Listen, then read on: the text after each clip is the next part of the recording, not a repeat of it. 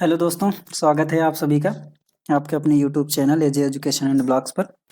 हम लोग आज पढ़ेंगे पूर्ण संख्याओं पर संक्रियाएं। हम लोग देखते हैं इसमें कि जो पूर्ण संख्याएं हैं हमारी, इन पर कौन कौन सी संक्रियाएं होती हैं। देखते हैं कि सबसे पहले हम लोग देखते हैं तत्समक अवयव।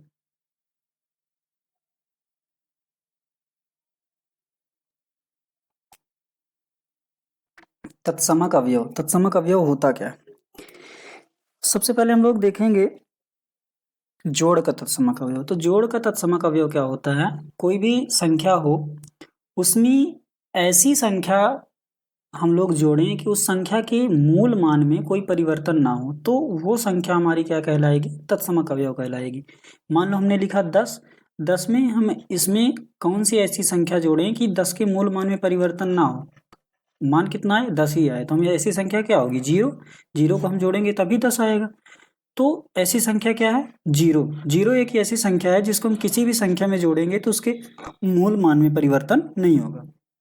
मान लो यहाँ पे आ गया 25, 25 में हमने जीरो जोड़ा तो कितना हो गया?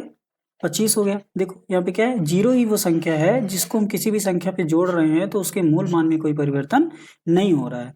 तो जोड़ का जो तत्समक अवयव होगा वो क्या हो जाएगा?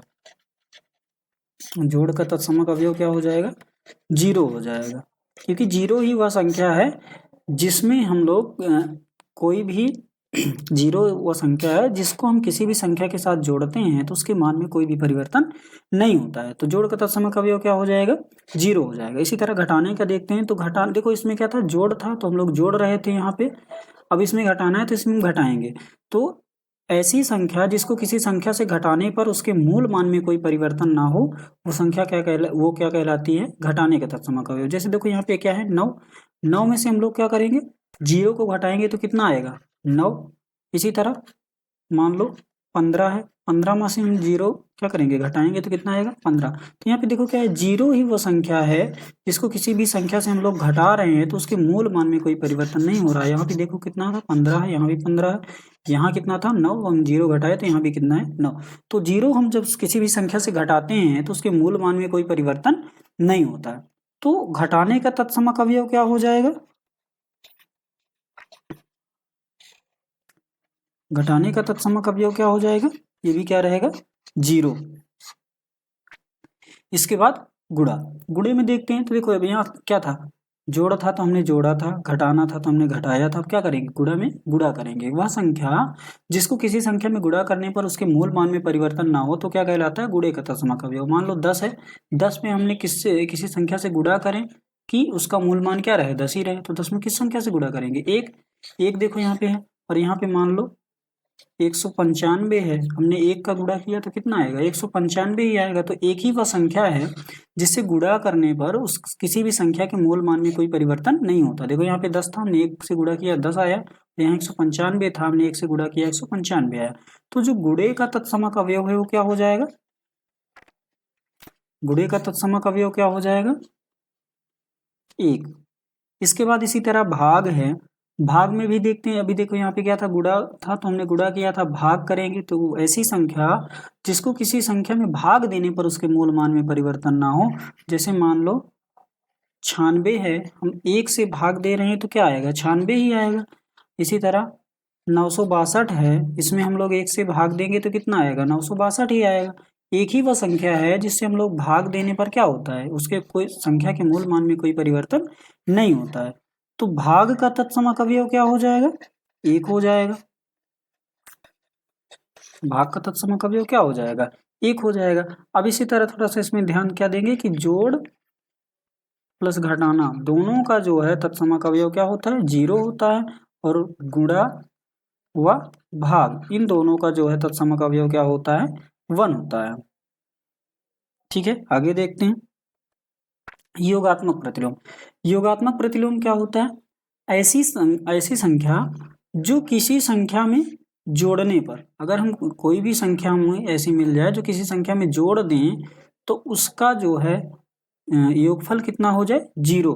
तो यहाँ पे जो संख्या आएगी वो क्या कहलाएगी? इस संख्या की योगात्मक प्रतिलोम। मान लो संख्या हमारे पास है 6, इसमें हम लोग क्या जोड़ दें कि जीरो हो जाए?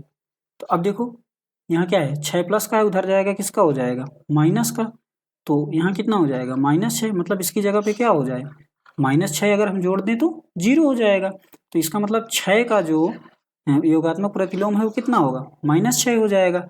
इसी तरह मान लो -12 है, तो इसमें हम लोग क्या जोड़ दें कि 0 हो जाए। तो देखो इधर ये माइनस का है 12, उधर जाएगा किसका हो जाएगा प्लस का हो जाएगा। तो इसकी जगह में क्या हुआ प्लस का 12 हो गया। ठीक है, तो -12 का योगात्मक प्रतिलोम क्या हुआ प्लस का 12। और इधर देखो क्या था 6 का जो है योगात्मक प्रतिलोम क्या था -6। मतलब योगात्मक प्रतिलोम में क्या होता है साइन बदल जाते हैं, चिन्ह बदल जाते हैं। जैसे मान लो 16 का योगात्मक प्रतिलोम पूछा जाए तो -16 हो जाएगा। -25 का योगात्मक प्रतिलोम पूछा जाए तो कितना हो जाएगा 25 हो जाएगा। मान लो 192 का योगात्मक प्रतिलोम पूछा जाए तो कितना हो जाएगा -192 हो जाएगा। -576 का योगात्मक प्रतिलोम पूछा जाए तो कितना हो जाएगा 576 हो जाएगा। तो योगात्मक प्रतिलोम में क्या होता है साइन चेंज हो जाते हैं। अब देखो गुणात्मक प्रतिलोम, गुणात्मक प्रतिलोम क्या होता है ऐसी संख्या जिसको किसी संख्या से गुणा करने पर उसका गुणनफल कितना हो जाए 1 हो जाए, तो वो उसकी क्या कहलाती है गुणात्मक प्रतिलोम कहलाता है। जैसे मान लो यहाँ पे आ गया 5/6, इसका हमको गुणात्मक प्रतिलोम निकालना है तो हम लोग क्या करेंगे। देखो यहाँ 6 क्या है भाग में है, उधर जाएगा किस में हो जाएगा गुणे में, तो 1 × 6। अब यहाँ पे देखो क्या है जो 5 है इधर गुणे में है, तो उधर जब जाएगा तो किस में हो जाएगा 1 × 6/5। तो इधर जब जाएगा तो किस में हो जाएगा डिवाइड में। इधर 5 देखो क्या था गुणे में था, इधर आया भाग में हो गया। अब इसको सॉल्व करेंगे कितना हो जाएगा 6/5। अब देखो यहाँ पे अगर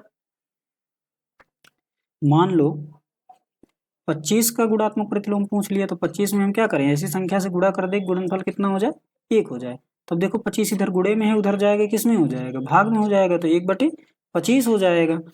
तो 25 का गुणात्मक प्रतिलोम कितना हो गया 1/25, मतलब उल्टा हो जाता है। जैसे मान लो यहाँ 17/18 का गुणात्मक प्रतिलोम पूछा है,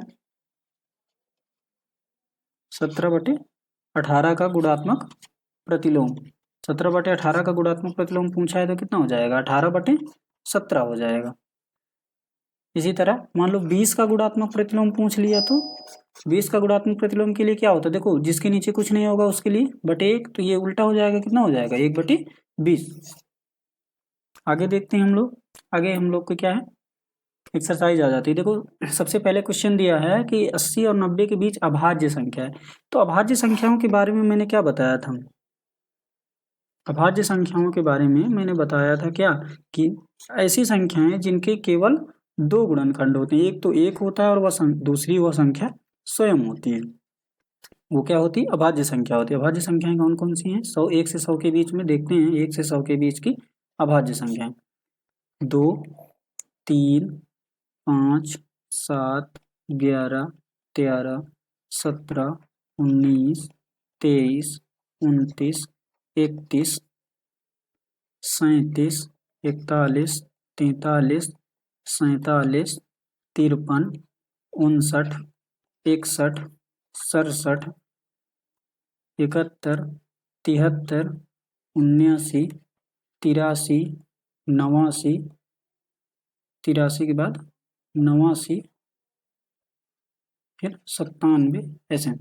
तो 1 से 100 तक के बीच इतनी है। पूछा इसमें क्या है 80 और 90 के बीच, इसमें क्या पूछा है पहले वाले प्रश्न में कि 80 से 90 के बीच अभाज्य संख्या है। तो 80 से 90 के बीच में कौन कौन सी हैं 83 और 89, तो ऑप्शन कौन सा सही हो जाएगा द नंबर। इसके बाद क्या कह रहा है इसमें 4 पद दिए गए हैं, वो किसी न किसी रूप से किसी न किसी तरह से मतलब किसी न किसी से कुछ रिलेशन है इनका, लेकिन एक पद ऐसा है जिनका कोई भी रिलेशन नहीं है, तो इसमें उसको छांटना है जिसका कोई रिलेशन नहीं है। देखो इसमें क्या है 6 का 3 में गुणा करेंगे कितना हो जाएगा 18, 7 का 5 में गुणा करेंगे 35, 9 का 3 में गुणा करेंगे 27, 5 में 4 का गुणा करेंगे तो कितना होना चाहिए 20, लेकिन यहाँ पे कितना 26, इसलिए ये ऑप्शन सही हो जाएगा। इसके बाद देखो इसमें क्या है अगला पद हमें निकालना है कितना है 196, 169, 144, 121 और 100। तो 196 देखो किसका स्क्वायर है 14 का स्क्वायर है, और 169 13 का स्क्वायर है, 144 12 का स्क्वायर है, 121 11 का स्क्वायर है, और 100 10 का स्क्वायर है। देखो यहाँ पे क्या था 14 फिर 13 फिर 12 फिर 11 फिर 10, तो अब किसका नंबर है 9, 9 का स्क्वायर कितना होना चाहिए 81, तो वहाँ पे क्या आ जाएगा 81, ऑप्शन सा नंबर सही हो जाएगा। इसके बाद क्या कह रहा है, पूर्ण संख्याओं में योग का तत्समक अवयव। अभी मैंने बताया कि योग का तत्समक अवयव क्या होता है, शून्य। इसके बाद देखो क्या है, इसमें किस नियम पर आधारित है, तो देखो इसके पहले वाले वीडियो में मैंने पढ़ाया था जो है योग पर गुणन का वितरण नियम या बंटन नियम। तो अब देखो उसमें क्या था, प्लस था यहाँ, तो मैंने योग का पढ़ाया था, लेकिन यहाँ पे क्या है माइनस, तो इसका मतलब क्या है गुणन पर घटाने पर गुणन का वितरण नियम। अब यहाँ पे देखो कहीं घटाना तो दिया नहीं है, तो यहाँ पे दिया है क्या व्यकलन, तो व्यकलन का मतलब भी घटाना होता है, व्यकलन का मतलब भी क्या होता है घटाना होता है, तो इसका मतलब ऑप्शन सा जो है सही हो जाएगा। इसके बाद क्या करें, माइनस, -23 का योगात्मक प्रतिलोम। अभी मैंने बताया देखो माइनस, फिर ब्रैकेट के अंदर है क्या -23 का योगात्मक प्रतिलोम। डायरेक्ट योगात्मक प्रतिलोम यहाँ से निकालेंगे देखो प्लस हो जाएगा, लेकिन जब यहाँ सॉल्व हो रहा है ना, तो पहले थोड़ा सा सॉल्व कर लेते हैं। अब देखो यहाँ माइनस है बाहर, अंदर भी क्या है माइनस है, ब्रैकेट लगा हुआ, जब ब्रैकेट हटेगा तो क्या आएगा यहाँ पे गुणे का चिन्ह आएगा, जब गुणे का चिन्ह आएगा तो ये दोनों साइन आपस में गुणा होंगे, तो माइनस और माइनस का गुणा क्या होता है प्लस, और ये 23 +23 आ गया इसको सॉल्व करने के बाद। अब इसका जो है योगात्मक प्रतिलोम हम लोग देखेंगे, तो माइनस जो है +23 का योगात्मक प्रतिलोम कितना हो जाएगा, योगात्मक प्रतिलोम जब ये -23 वो +23 का योगात्मक प्रतिलोम कितना हो जाएगा -23 हो जाएगा, तो ऑप्शन क्या है इसका ब नंबर सही है।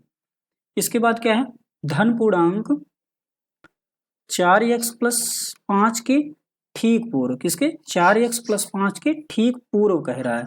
तो इसके पहले वाले वीडियो में मैंने बताया था किसी भी संख्या के ठीक पूर्व या पहले की संख्या कैसे निकाली जाती है। तो कोई भी संख्या हो उससे हम लोग एक माइनस कर देंगे, जब किसी भी संख्या से एक माइनस कर देंगे तो ठीक उसके पहले या पूर्व की संख्या आ जाती है। तो हमारे पास संख्या क्या है 4x + 5, तो 4x + 5, इससे हम लोग एक घटा देंगे तो उसके पहले की संख्या आ जाएगी। तो अब देखो यहाँ पे 4x, यहाँ पे क्या है बीजगणित का घटाना, लेकिन यहाँ पे देखो क्या है कि x वाला कोई पद है नहीं, जब कोई x वाला पद नहीं है तो ये उसी तरह हो जाएगा। और इससे देखो क्या है 5 में से एक घटाएंगे कितना हो जाएगा 4, 5 क्या है बड़ा है, तो बड़े वाले का चिन्ह क्या है प्लस, तो यहाँ पे लगा देंगे प्लस, तो आंसर हमारा क्या हो जाएगा 4x + 4, तो ऑप्शन द इसका सही हो जाएगा। इसके बाद क्या कह रहे हैं, धन पूर्णांक 2x + 3 के ठीक बाद। तो उसी वीडियो में मैंने ये भी बताया था कि ठीक बाद की संख्या निकालने के लिए हम लोग क्या करते हैं, जो भी संख्या दी हुई हो संख्या में हम लोग क्या करेंगे एक जोड़ देंगे, तो ठीक उसके बाद की संख्या आ जाएगी। और हमारे संख्या क्या है 2x + 3, तो 2x + 3 में एक जोड़ देंगे। फिर देखो वही कहानी कि यहाँ पे क्या है बीजगणित का है, बीजगणित में क्या होता है सजातीय जोड़ते हैं, एक्स वाला इसमें कोई पद है नहीं, तो ये वाला वही उसी तरह रहेगा, और 3 1 4 हो जाएगा। तो ऑप्शन क्या है हमारा 2x + 4। अब देखो ये 2x + 4 किसमें है बा में, तो ये सही हो जाएगा। -1 और 1 के बीच कितनी परिमेय संख्याएं हैं, -1 और 1 के बीच कितनी परिमेय संख्याएं हैं, मैंने भी इसके पहले वाले वीडियो में बताया था। इसके पहले वाले वीडियो की लिंक जो है मैं डिस्क्रिप्शन में दे दूंगा, आप लोग वहां से देख सकते हैं अगर आप लोगों ने नहीं देखा तो। इसके बाद देखो क्या है -1 और 1 के बीच कितनी परिमेय संख्या है, तो मैंने क्या बताया था कि इन्हीं भी दो परिमेय संख्याओं के बीच, दो परिमेय संख्याओं के बीच कितनी परिमेय संख्याएं हो सकती हैं, मैंने क्या बताया था कि अनंत परिमेय संख्याएं दो परिमेय संख्याओं के बीच हो सकती हैं। तो ये भी क्या है -1 और 1 क्या है परिमेय संख्याएं, तो इनके बीच कितनी परिमेय संख्याएं हो सकती हैं अनंत हो सकती हैं। क्या शून्य का गुणात्मक प्रतिलोम होता है, शून्य का गुणात्मक प्रतिलोम नहीं होता है। परिमेय संख्या -24/45 के समतुल्य संख्या पूछा है, तो -24/45 के समतुल्य संख्या पूछा है, तो हम इसको लोग देखो क्या करेंगे काटेंगे, 3 से काटो 3 × 8 = 24, और 3 से काटोगे तो 3 × 15 = 45। अब देखो कितना है -8/15, ये इसके क्या है समतुल्य भिन्न है। -8/15 किसमें है ऑप्शन बा में, तो ऑप्शन बा जो है सही हो जाता है। बस आज की वीडियो में इतना ही, मिलते हैं अगले वीडियो में, धन्यवाद।